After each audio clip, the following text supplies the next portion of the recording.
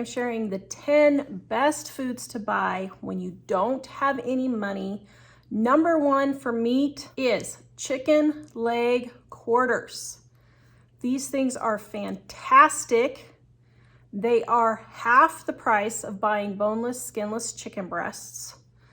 Yes, even with the bones in the chicken leg quarters, it is still a lot cheaper to buy than the chicken breasts. So get you a big bag of chicken quarters. And what I do is I throw the whole 10-pound bag in the oven at once. So I'll get 2 or 3 baking pans, put them in the oven, sprinkle them with seasoned salt, recipes in the description below. Then I will pick off all the meat, put it in little baggies like I do my hamburger here. You can see how I do my hamburger. I do the same thing with chicken, and then I throw it in the freezer. Then my meat is already pre-cooked, and I can just pull out one of my pre-cooked chicken packets and then throw it in for enchiladas or green chilies or chicken and noodles, chicken salad, chicken tacos, any of those recipes. I'll link all of them in the description below. They're also in my Dining on a Dime cookbooks. They are all inexpensive, and you can feed a family of 4 for less than $5, even now in 2025. The next thing is the Walmart bread. For $1.42 for a loaf of bread, you really can't go wrong. Yes, I know it's white bread, and I know supposedly it's not good for you, but listen, if you don't have the money to be spending on groceries, you cannot be buying $5 a loaf bread.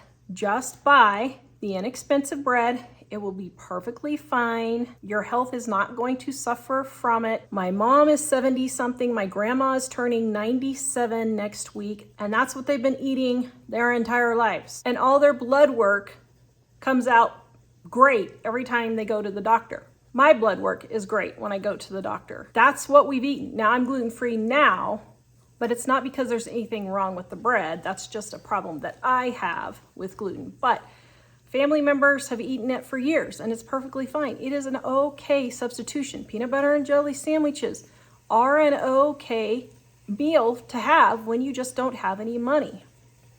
Turkey sandwiches, ham sandwiches, French toast, grilled cheese sandwiches.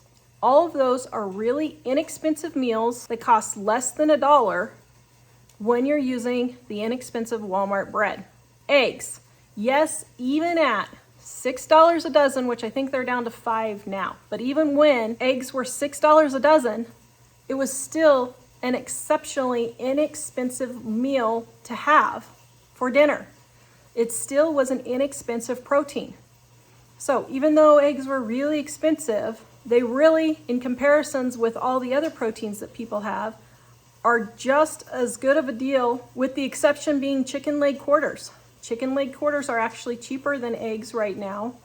But if you don't want to cook up chicken leg quarters, then you can have eggs for your meals.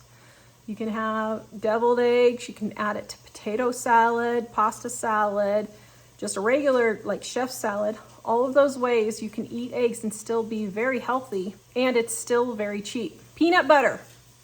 Peanut butter is also a great staple. Eat with peanut butter and apples, have a peanut butter and jelly sandwich, put peanut butter in your pancakes.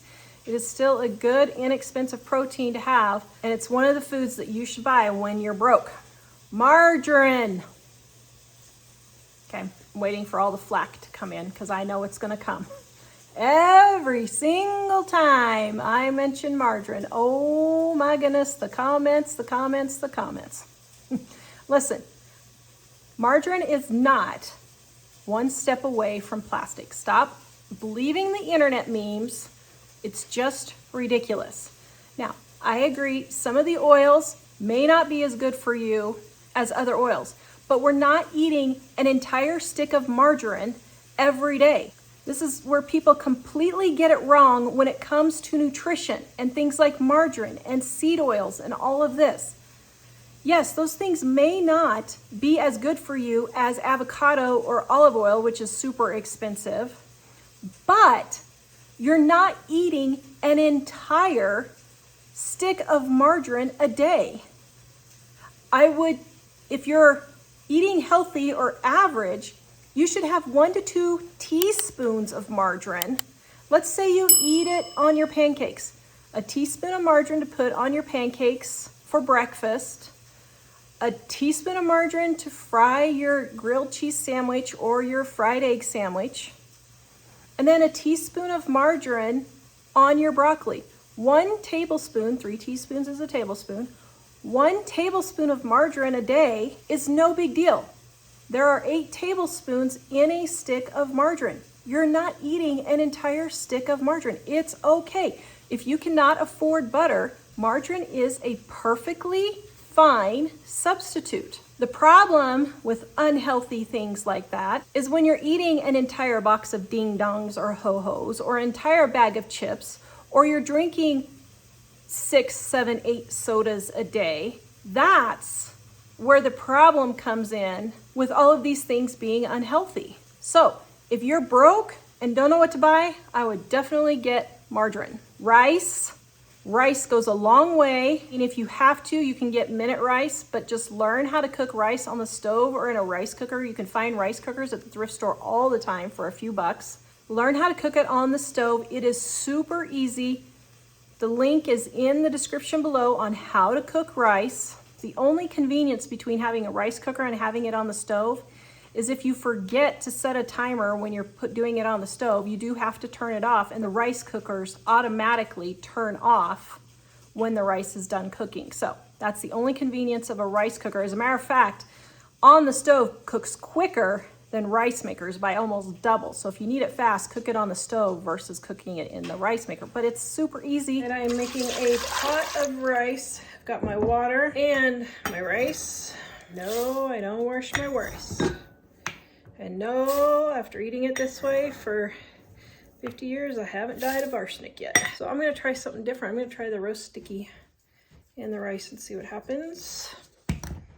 And a little bit of oil. All right, we're going to cook this. See how it turns out.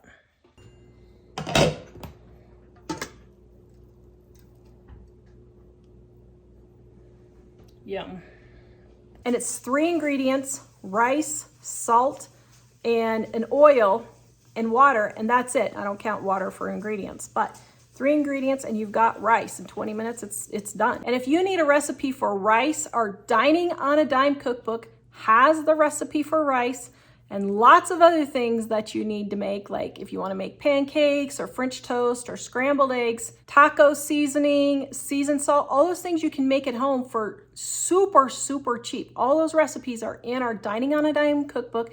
The link is in the description below. But if you're broke, you're probably watching this video, so I'm going to give you my Dining on a Dime cookbook ebook for free, and here's how you get it. Thank you for watching our entire video. We're going to give you our Dining on a Dime cookbook ebook, volume number 1, free at livingonadime.com. Click on our shop, click on our ebooks, click on Dining on a Dime volume 1, add it to your cart. When you go to checkout, use the coupon code DINING1 and you will get our ebook absolutely free with no obligation and no strings attached. Visit us at livingonadime.com.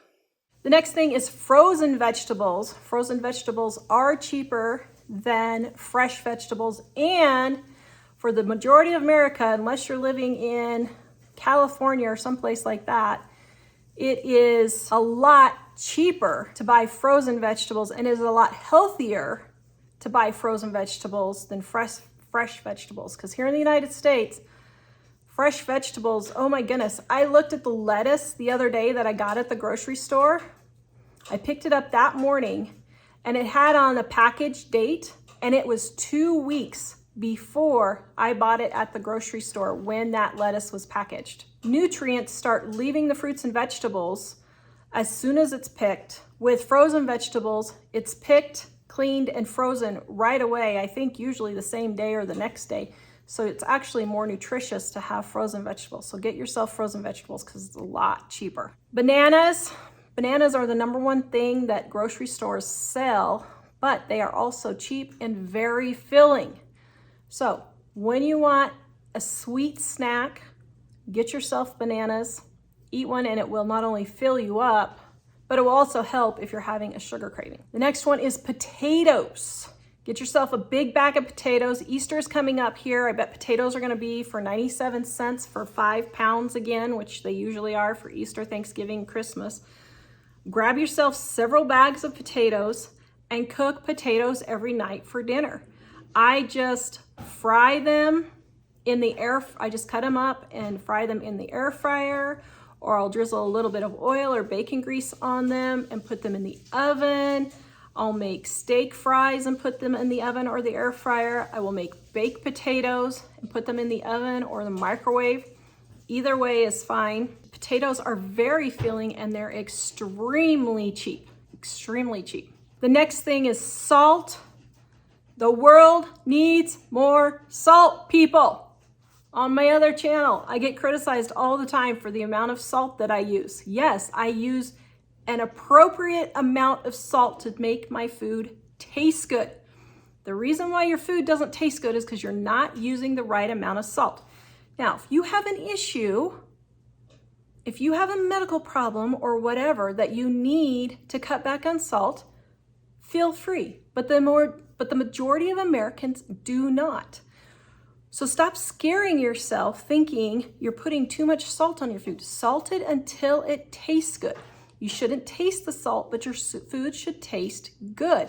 There's a big problem with Americans now having too low of sodium. I know several people who ended up in the hospital on IVs because their sodium was too low because they were cutting out their salt, or their friends and family were cutting out salt for them and they didn't need it to be cut out. So make sure you have salt so that your food will taste good, and then you will feel satisfied because your food actually tastes delicious when you're eating it.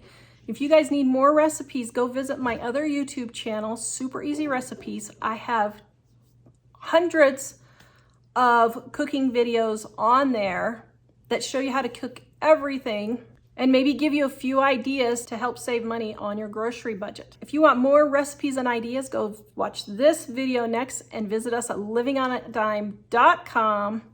We will see you guys next time.